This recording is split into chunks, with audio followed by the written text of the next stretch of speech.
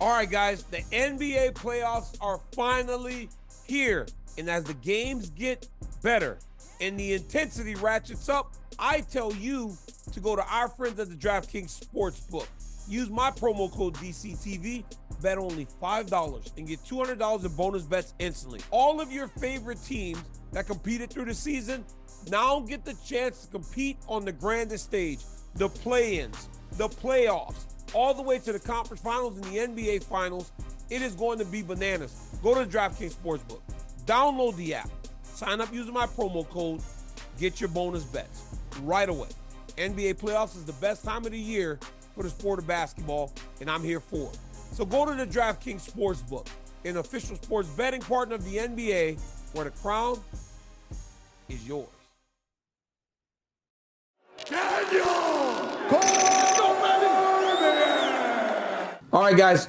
Mark the Hammer Coleman's checking in with the boy. And you know it's Hammer House for life, baby. Summer's cool and rest for life. Let's go, DC! Coleman, you know, the other day I'm watching, and they're doing, it's called Forever Young, and they are doing hypothetical matchups. They do John Jones and Izzy, they do Conor and Sean O'Malley, and they start to pan to guys in the octagon. They show Habib and Tony Ferguson, George St. Pierre, this guy. And then lo and behold, the Hammer shows up. But he is staring across the octagon from one of, if not the most dangerous light heavyweight of all time, Daniel Cormier. And it got me to thinking how bad I would have kicked your ass, Coleman. I mean, Coley, I would. Coley, did you see that, Coley? Oh, God. It would have been a mismatch, DC. No. You would have been in a lot of trouble. I'd have got my ass with Coley. People don't know my stand-up game. We ain't taking each other down. We'll Wait, agree no. on that. We will agree. We would not have had a gentleman's agreement, Coleman. You ain't I'd have been getting me on the sniffing your ground. ankles all night, biting, trying to take you down. You have no clue. Look at what's the size in of there. those fucking. Yes, Look at those. It wouldn't have been fair. It would have been a full-on wipeout on Coleman. Probably. If I would have trained. But no, that would have been the fight that nobody got to see. And to be real, no, DC, you would have been the guy that would have kept me up late at night thinking because I would have. It's gonna be on the feet. It's gonna be a fight. I better be in shape. I was excited. I felt honored that they put us in there together. I loved it because wait up a second, guys. I'm with the Hammer, Mark Coleman. He's in my hotel room checking in. Look, guys, listen. Nobody gets to come inside of my personal space. Mark Coleman does. Because right. Just to kind of peel the curtain back a little bit. First off, Mark, thanks for checking in with me. Yeah, I appreciate it, man. Thank you. Taking some time. I know you've been busy this week getting into everything that happened, as we will get into later. But my first time ever experiencing mixed martial arts, Mike DeSabato, close friend of both of ours, took me out to Philadelphia. I watched BJ Penn defend his championship against Kenny Florian. Anderson Silva fought against Forrest Griffin. I don't know that you even remember this. Yes, I do. You and I were together the first time. My first night in mixed martial arts, I spent with you.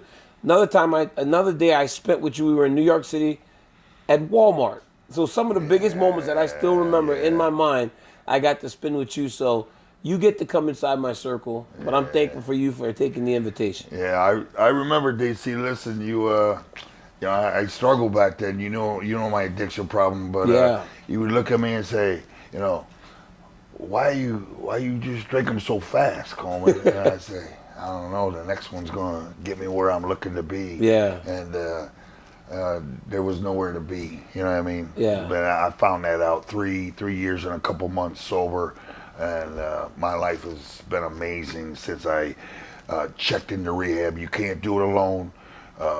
Alcoholism, I ain't worried about the stigma.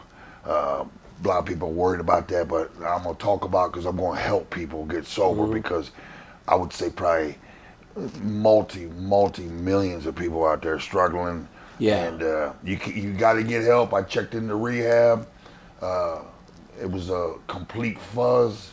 I don't remember much at all. I mean, I remember being there. I remember knowing I belonged with the same people that were in there. I surrendered and I put it in my higher power's hands, and God took away that obsession to drink, and now I work to stay sober, I will have to work the rest of my life. The 12 steps, I've worked the 12 steps. I still go to meetings once in a while just to keep my ass humble, because it's going to be a lifelong battle. Right now I'm winning, but if I keep fighting and keep working the work, I'll win. Coleman, isn't it crazy that you went through so much from the wrestling mat to the mixed martial arts cage to Pride and all those things, and to go through those types of fights and ultimately have to go find help to fight the greatest battle that you ever had to fight with alcoholism and drugs and everything? It's hard for a guy like you to really lend yourself and just, hey, take care of me. Because like you said, you can't do it alone. Just like you can't fight alone. That probably was the hardest part about going into rehab and trying to find that help that ultimately lends you to, because you look healthier today than you did back then. I know. But I didn't look at you no different because I only knew Mark the Hammer Coleman, and I was going to treat you in that way. Yeah, I always wanted to quit drinking. And I didn't think, and I was uncoachable, DC. You probably heard that. Nobody coached me, even in fighting. I like to learn things on my own and do things on my own. And then with rehab, old Wes Sims showed up at my hotel room, an extended stay hotel room, the ultimate, absolute rock bottom. I could hardly even walk to my car without running out of gas, DC. I hadn't worked out in 12 years. You know, just a toxic relationship, and it just kept getting worse and worse. But, you know, I knew I was an alcoholic. I was not in denial, but I just wasn't ready, because I was ready, but I wasn't ready until, you know, Wes Sims had the courage to, because nobody showed up there. You alienate yourself from everybody, your family, your friends, and you might talk on the phone and you let them know everything's good. You lie a lot when you're an alcoholic, and Wes Sims kind of was starting to get it. You know, I was lying to him, of course, and he showed up there, and he walked into the room, and probably the most disgusting sight he's ever seen in his life, DC. The mates hadn't been in there for a year. You know, I didn't let him come in there at all, and I wasn't interested in cleaning. Just thousands and thousands of beer cans everywhere, and I probably had cleaned it out. Every once in a while I would clean it out, but thousands probably from just the last 2 months or so, 2 or 3 months, it just built back up, and Wes Sims showed up there. I don't know, it was, it doesn't matter what time it was, it got to the point where it was 24 hours, not days and nights, and he convinced me to give rehab a try. You know what's so sad about that is that that's a story for a lot of legends in MMA and professional wrestling, right? You go to rock bottom where all the lights have dimmed, the fans have kind of calmed, and you lose that attention. But then there comes a moment of clarity, right? When you're in rehab and you start to come around the opposite side. What does that feel like? When you start to say, hey, I'm Mark Coleman, right? Because you don't recognize yourself during that time. But when you get that first moment of clarity and you say, I'm Mark the Hammer Coleman, and I feel like Mark the Hammer Coleman, life can start again. Like, what does that feel like to you? It took a while, but I remember about 30 days in, you know, one of the patients in there, she came up to me, she said, how's it going, Mark? I said, it's about 30 days in. I'm like, man, everything's going great. Everything's good. I just wonder when it's gonna fall apart. You know, it's the way that's the way I used to look at things. What's next? When's something bad gonna happen again? And she looked at me and said, well, maybe it never will. I remember that to this day. I get goosebumps. And then about, you know, they kept me in there a long time. I think I was ready to go way before they let me out, but they started loving the Hammer being around. So about 3-4 months in, I got that feeling about, I get this, man. I got it. I mean, how much longer you gonna keep me in here? But them therapists are good, and they wanted to make sure.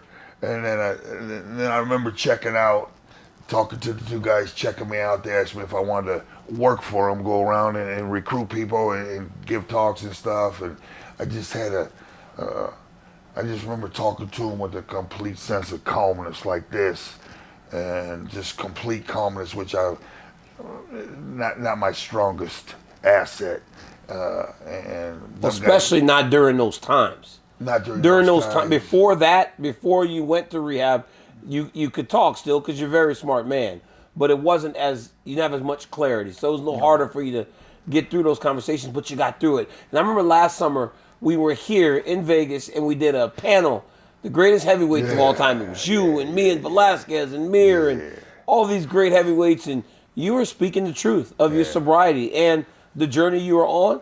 And I was like, look at my man Coleman, like. You even tried to grab me like a little wrestling, Oh, yeah. I was like, come on, Coley. We are going one more time. I'm feeling good. You look good, Coleman. This clarity. It was still a year ago, but, it takes a long time, to get 20 years, 30 years, 40 years of drinking out of your system. Oh, you're wearing your necklace there, huh? Yeah.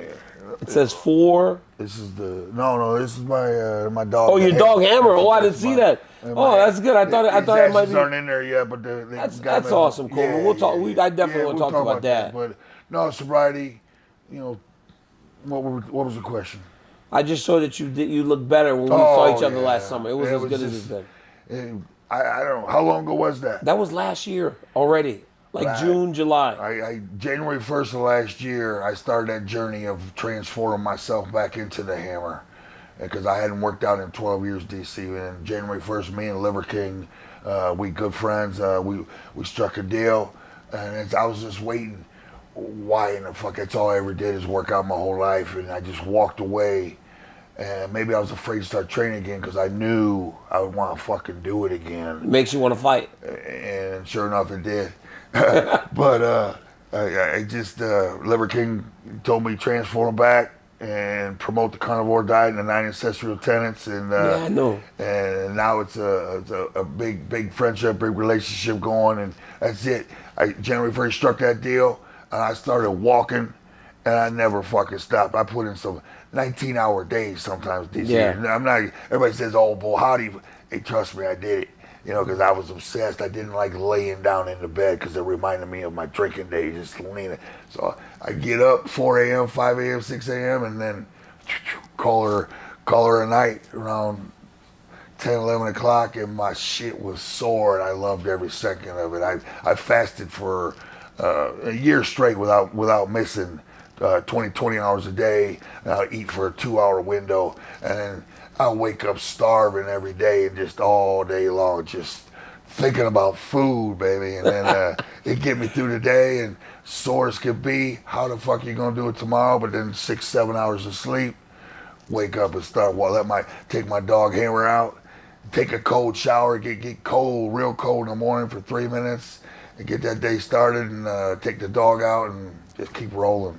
Mark, you've mentioned your dog a few times. Clearly, the dog meant something to you. I mean, the experience you had.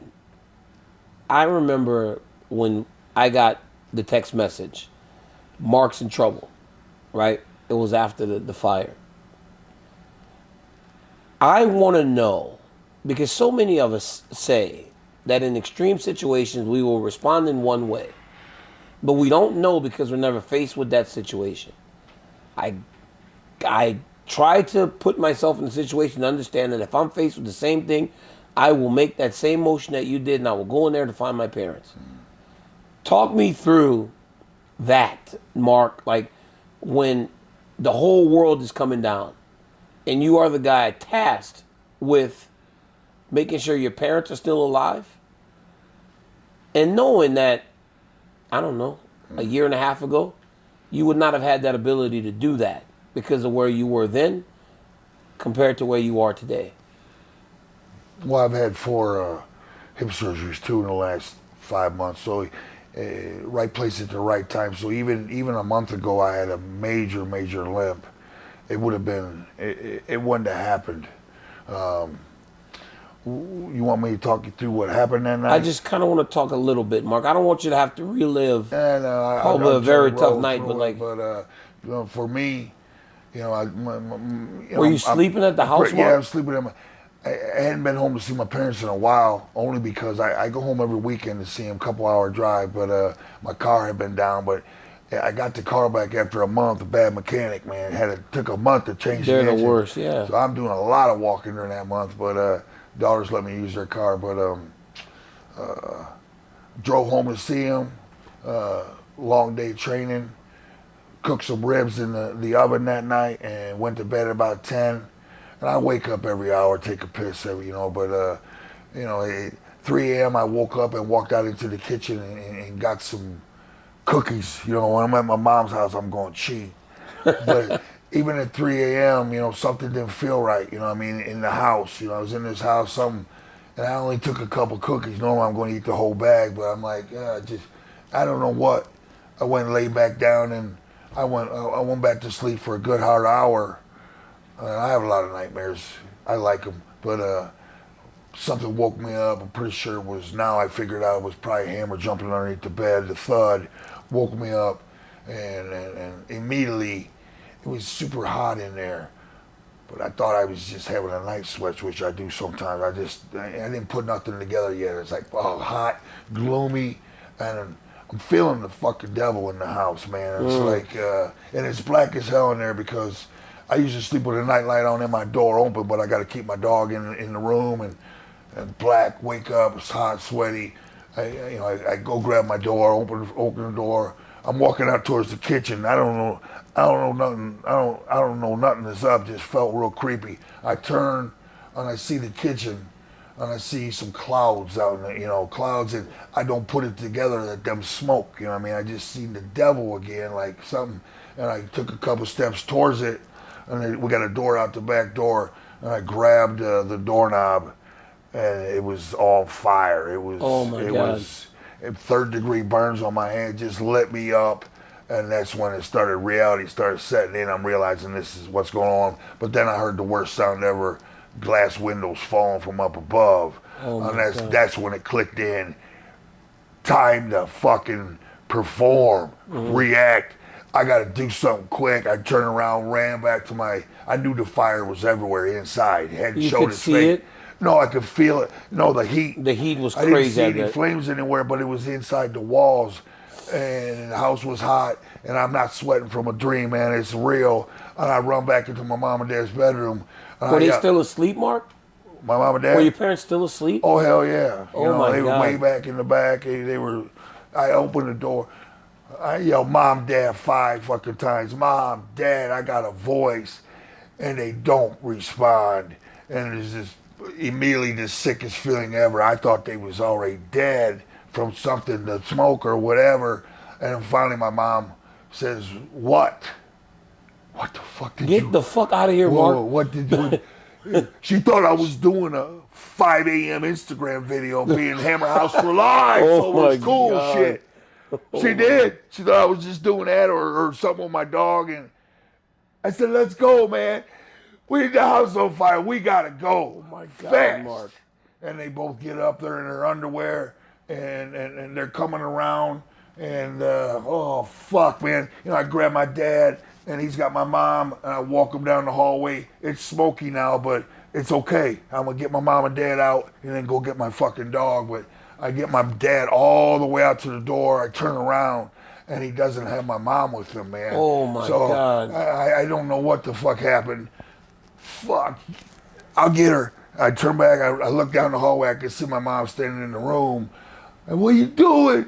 She's like, I can't breathe. She got asthma real bad. She had her shit covered up. Bro. I wasn't smart enough to cover my nose up. And I talked to some firemen.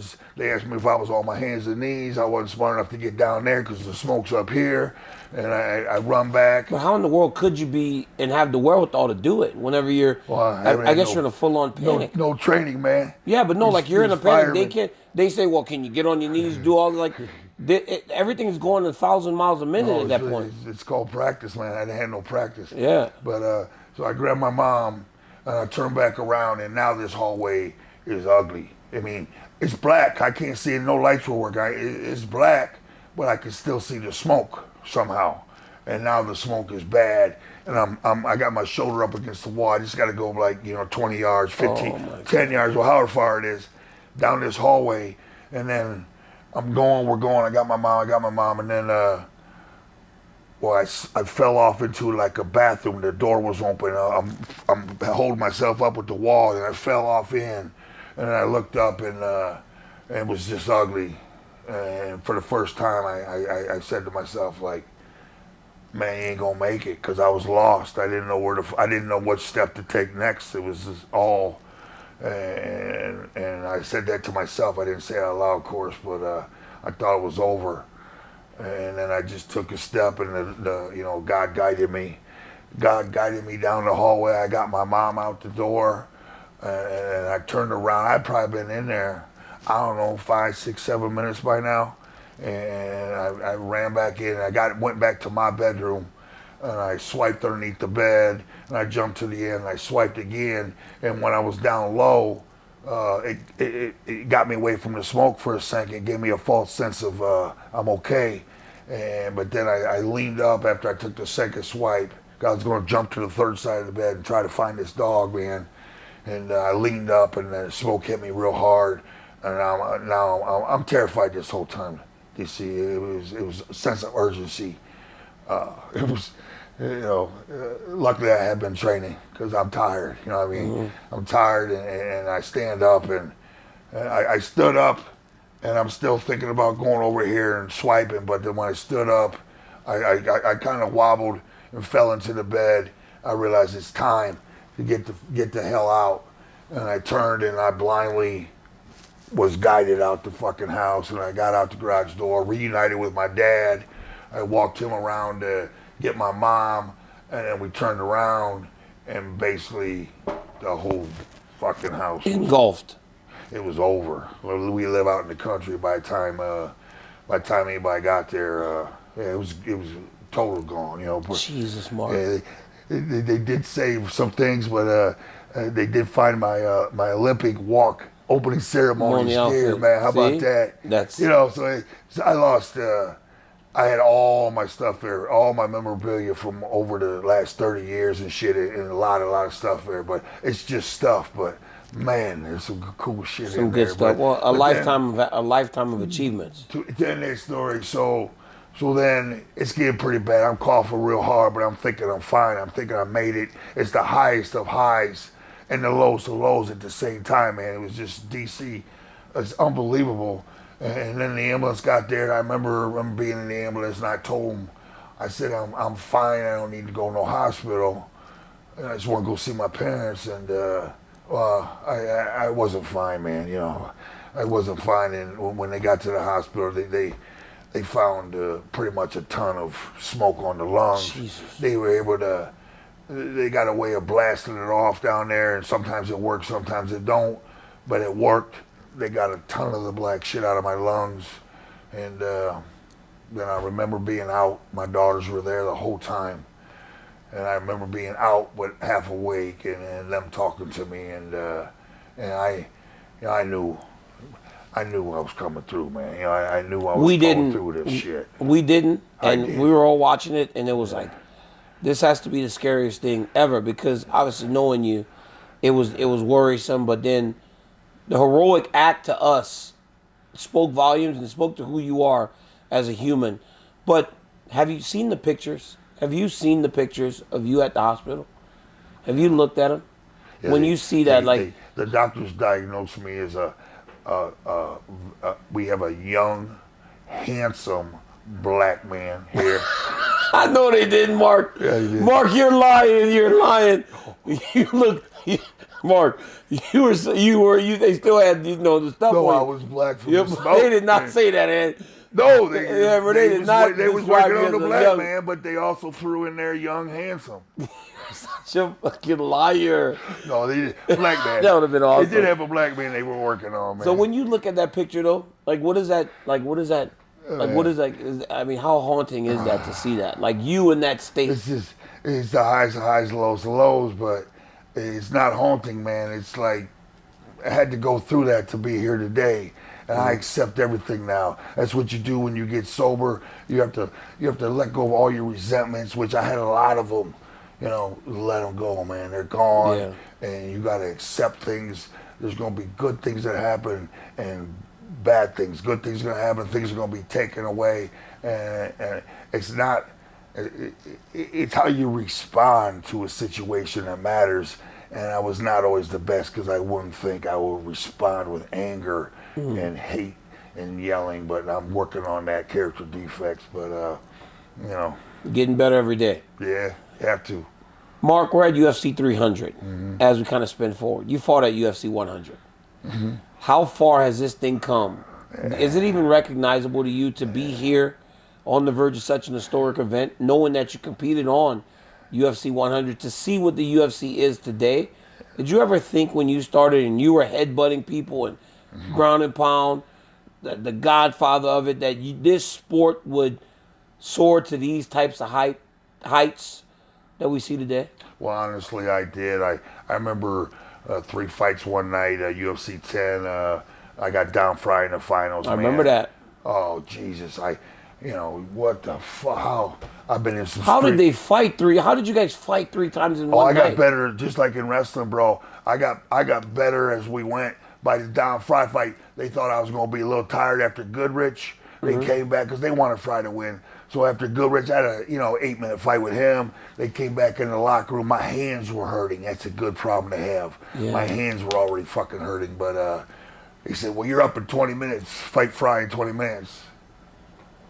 Let's go. And then all of a sudden they came back and said, it's going to be a little longer because down Fry was still hurting from his last fight. But I remember walking out after that and I was saying, the rushes are coming. The fucking rushes are coming soon. But I said, I'm pretty sure this is going to be the biggest sport in the world. And this is what I meant. This is what we're seeing right here. Overtaking the NFL.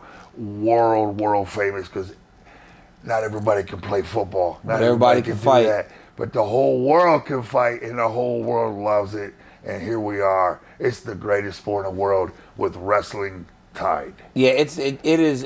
Everybody can fight, or everybody hopes that they can fight. Yeah. And everybody loves watching tough guys and girls nowadays. They love watching tough people fight, and that's what the UFC gives you. Mark, think back to UFC 100 though, when you were getting ready for that centennial event. When you were sitting there getting prepared for the competition, how nerve-wracking was it? Because I competed at 200, and I felt the enormity of it. I knew it was big. Talk about that night. Oh, wow. I had a good training camp, DC. I was struggling with my addiction, but when I put shit together, and that's one, I would say I only put it together for a handful. But the Stephan Bonner fight, I knew 44 years of age, and I knew I'm fighting for my job for sure. I just got beat by Shogun Rua. And hey, man, I was confident going into that fight. Very, very confident. I had a great training camp. I was healthy. 205 cut was easy. You know how that is. You look strong, too, at 205. You used to look strong, Coleman. Well, yeah, of course, I was strong. I mean, what the fuck? I'm one of the strongest guys in the world. No doubt about that. Ask Stephan Bonner. Ask that motherfucker. Well, we can't ask Stephan. Oh, unfortunately. Sadly, we were good friends, but I've had many people tell me Stephan Bonner's one of them. I am the strongest human being they've ever touched. And we wrestled in Philadelphia. You and I. Well, we just kind of hand fought a little bit. And then Mike started moving in his stance. But he kept switching his lead leg. Like I was like, he must not be very good. The guy that switches his lead leg over and over is like, this guy's not that good, right? No, he wasn't. Barely average. Yeah, when they start doing that, you don't. It's not good to see, man. Yeah. But then that's one of my favorite all-time fights by far, because it's the only fight in my career where I'm getting whooped in the first round. Not really, whooped, whatever. I lost the first round, let's put it that way. I went to the corner, and I've never been in a fight where I'm losing and came back and won. It was either I'm dominating or I'm dominating and then got tired and lost, something like that. But I went to my corner and said, it's now or never. I went back out there, and he tried a big old, like some kind of spinning head kick on me or something, foolishly. Changed the level, got him on the ground, and then one violent elbow busted him wide open. And when I seen that blood, DC, it made me feel young again. I was 44, but all of a sudden I just started attacking that. It gave me the energy I needed. You create your own luck, and I created luck there by his blood, because I knew it was going to give me energy. I just kept attacking that. It was a pretty close fight, but I made it through. And once again, I'll let you all know when I'm fucking finished. Yeah. I was counted out for the dead so many times, DC. Right after, champion, 3 straight losses, I'm dead. I got to go over to Japan to revitalize my career. But that's it. Don't bet the house against the hammer. I just turned 45. I could not imagine still fighting when I was 44. Oh man, that was crazy. I was like, that to put a training camp in at 44. No, I felt nuts. good. I felt real good, except other than my hips being real sore from arthritis. I was good to go for a long time. You know what I tell people? I said the worst part about being an athlete, right, especially in combat sports, is like there's never a day that you feel just nothing. There's always something. Like, that's my deal. I'm like, I don't even remember getting out of bed and feeling just okay. It's like your back, your neck, your knees. There's always, when you put a lifetime of combat in, you just never have a day where just nothing hurts. It's always something. It's not normal. If all of a sudden you do have a day. If I jump out of bed. Something ain't hurting. If I jump out of bed one day and I feel like I'm 30 again, I'm calling all my loved ones because that's the day I'm dying.